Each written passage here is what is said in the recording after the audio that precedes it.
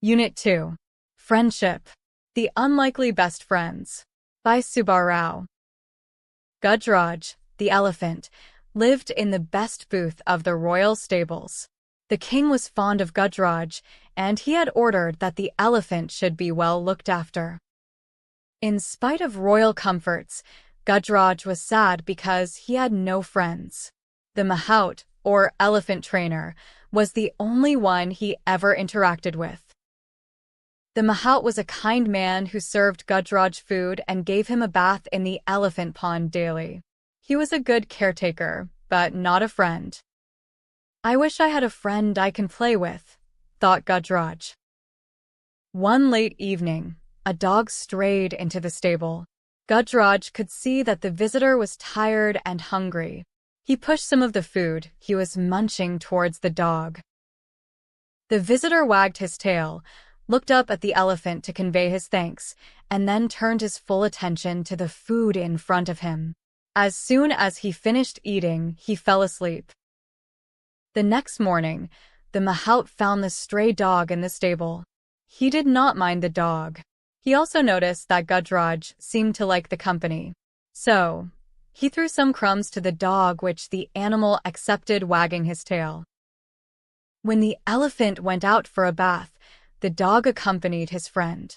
Plunging into the water, the elephant gave himself a shower using his long trunk as the dog watched.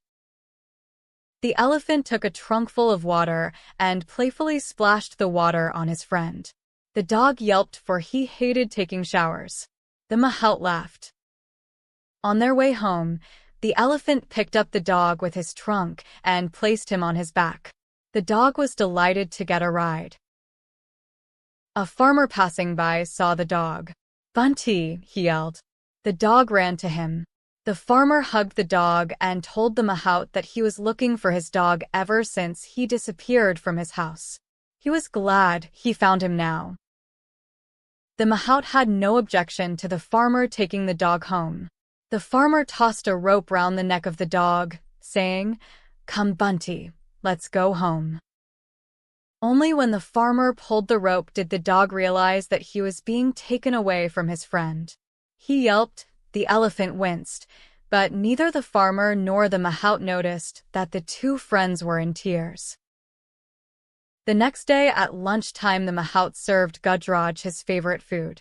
When the mahout came back after finishing his other chores, he was surprised to see that the food had remained untouched. "Why, Gujraj, aren't you hungry?" he asked, concerned. The elephant did not react. "He may have slight indigestion. Let me not force him to eat," thought the mahout. That night, too, Gujraj did not touch his food, nor the next day. Now, the mahout was worried. He ran his hand on Gujraj's tummy and felt there was nothing wrong. Why was he not eating then? Is he missing his friend, that dog? The mahout wondered. Meanwhile, at the farmer's house, the dog had also not touched his food ever since he was brought home. "Are you missing your friend?" asked the farmer, remembering the happy look on Bunty's face while sitting on the elephant's back. "I cannot see you go hungry," said the farmer. "If you miss your friend so much, go to him." The farmer removed the rope with which he had tied the dog. The dog, though weak, sprang to his feet. He licked the farmer's hand once and then ran.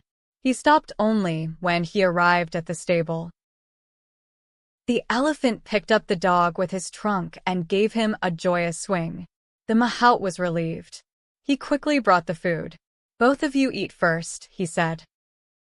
By then the farmer, who had followed the dog, joined him. The two of them watched with satisfaction the two friends eating food. "It's not only Gujraj who has found a friend," said the mahout, hugging the farmer. "I've also found one."